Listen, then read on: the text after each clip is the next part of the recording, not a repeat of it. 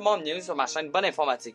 Aujourd'hui, je voulais vous faire une courte vidéo improvisée pour vous présenter cet ordinateur que j'ai eu pour environ 14 $. En fait, tout ce que j'ai à mettre sous la dent, c'est ce qui est écrit sur le dessus. Donc ici, il est écrit pas de disque dur, il y a une carte Wi-Fi, un graveur DVD, dont en fait deux graveurs DVD ici, deux graveurs DVD.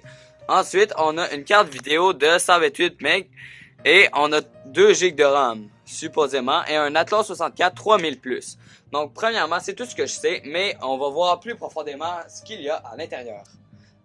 Premièrement, on peut observer un Power Supply ici, Retail Plus, qui dans le numéro de modèle nous laisserait penser qu'il y a 465 watts. Pourtant, en puissance nominale, il est écrit 300 watts ici. Ensuite, on peut voir plus bas les baies pour disque dur, donc 2 câbles SATA qui s'en vont là, mais qu'il n'y a pas de disque dur. Ensuite, ici, on a le ventirad qui devrait cacher un AMD Athlon 64 3000+.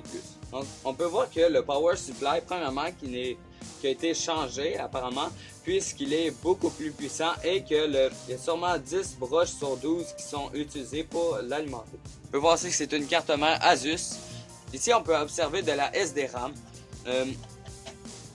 On peut voir que théoriquement, on devrait avoir puisqu'il y a 3 slots et on a un 2 GB au total, on devrait avoir une barrette de 1 GB ici et 2 barrettes de 512 MB.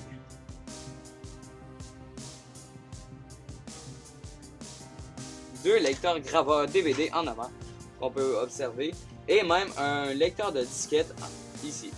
Ici, on peut remarquer qu'il y a une carte MSI, carte graphique de 128 MB, je ne sais pas exactement c'est laquelle, mais qui est connectée en port AGP. Et on peut aussi observer qu'il y a une carte Wi-Fi ici. Premièrement, quand on arrive dans le BIOS, on peut remarquer qu'il a 7 minutes d'avance sur l'heure. Bon, c'est très grave. Mais bon. On peut remarquer les deux graveurs DVD, le premier qui est un LG et le deuxième un Pioneer, que je ne savais pas qu'il faisait des graveurs DVD. Maintenant, on peut aller dans les informations système. Je suis curieux de savoir ce qui s'y trouve dans cet ordinateur. 3, 2, 1, suspense.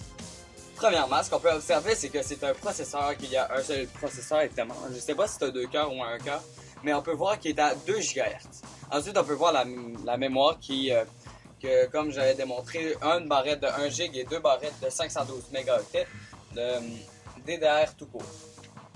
Ensuite, si on se promène un petit peu dans le BIOS, on peut premièrement voir quelques détails. On peut voir le Cool and Quiet Configuration. Ensuite, le GART, erreur reportée. J'imagine que c'est une patente. Et le HT ratio. Ensuite, chipset. Est-ce qu'on peut overclocker? Et je crois que oui. Oh oui, on a des fonctions overclock. Ensuite, on peut voir la carte graphique. On peut ajouter plus de mémoire pour la carte graphique qui est en AGP d'ailleurs. Dans l'alimentation, on peut voir ici que je vais aller voir le voltage. Bon, on peut voir que c'est quand même assez régulier pour le voltage. Le 3.3 volts, pas exact. 5 volts non plus, mais le 12 volts aussi un petit peu.